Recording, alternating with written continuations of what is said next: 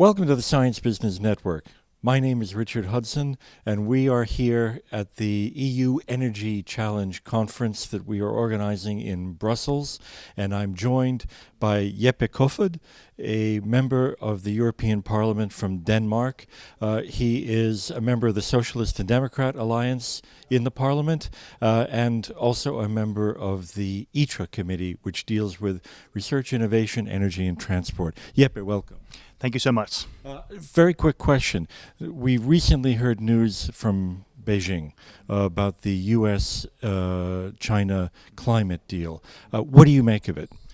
I think it's a historical moment. Now both US and China are committed to targets to reduce CO2 emissions.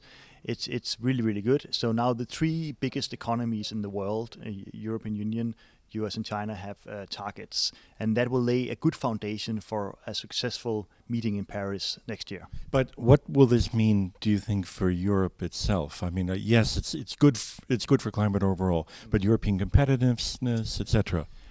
Well, the mere fact that China and US accept targets and they want to also, in the Chinese case, phase out a bit of their fossil fuel is a really great opportunity for Europe. We have a lot of energy technologies, energy efficiency technologies. We have renewables. We have other kind of technologies that can be applied in China and also in the US. So for Europe, it's a good news, both because we are more on a level playing field when it comes to climate targets, but also because we have a opportunity to create a new industry with a lot of jobs and new companies in Europe. So sales opportunity.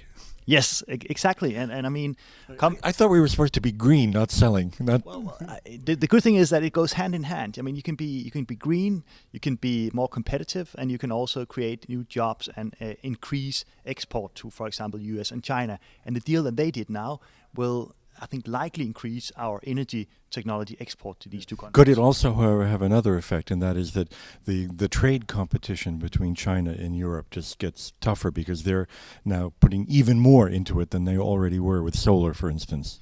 Yeah, I mean, of course, we shouldn't underestimate China. They will put a lot of money into R&D, and we should be, ahead of them. And it requires a collective action on the European level. And there, I think the 2030 energy and climate package is a good step, but it's not enough. We need more. So then, getting ready for the Paris talks on climate change, what is it that you think the EU position should be? Well, first of all, we should, of course, aim for a global binding agreement to reduce CO2 emissions. That's really important. And then we should... Binding agreement, then? No, not this, not the kind of deal that was announced in Beijing. Well, a binding agreement, but of course, everybody knows that it will be impossible for a U.S. president to get anything through Congress, a binding agreement. So the mere fact that they actually have targets now is good and a right step. And it's a political binding, maybe more loose, but still, it also an important signal to all the investors in the energy sector, what direction Europe goes, what direction US goes, and China goes. And it's important to make the transition to more sustainable energy forms. Okay. All right. Now, let's step away from that. Let's come back to Brussels, where we are right now, in the European Parliament specifically. What are as a member of ITRA, what are your principal objectives? Well, I truly believe in science and technology, research development.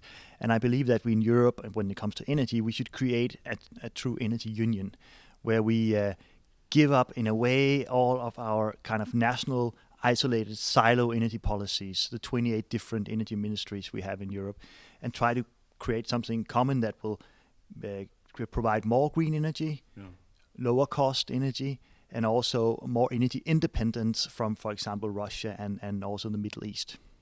And how will that be achieved, though? This has been a goal for a long time. They haven't been able to do it yet. No, but I think we actually have a momentum now, both because of geopolitical reasons. I mean, with Russia now, invading part of Ukraine, with what's happening in the Middle East. I mean, Islamic State, they also receive money from us indirectly on the black oil market, for example. Yeah. So we know that our money is going out of Europe and to things that are not very good. So that is creating momentum to become more energy independent. And we don't have much fossil fuel in Europe, so therefore we need to develop energy efficiency and new types of energy forms. But a difficulty with the energy union is that all the member states each have different values, different views of what's energy. I mean, Denmark is very heavily into wind. Germany just declared an end to nuclear. How can this work if nobody agrees on what are the right methods? Well, but I think we should agree upon the targets and the philosophy around it. We want to live in a low carbon, or in Denmark's case, no carbon economy, where we can, ensure good air quality, doing something about climate change, and also developing new technologies that will use energy in a more efficient way. I think we can share that view. Of course, some people find a windmill not too good to the landscape. Other they don't think it's mine so much, and there should be room for these differences. So there should be a diversity of energy resources. My point is, it has to be an energy system with low carbon or no carbon, in my opinion. Okay. Well, thank you very much for joining us, Jeppe, and thank you for joining us.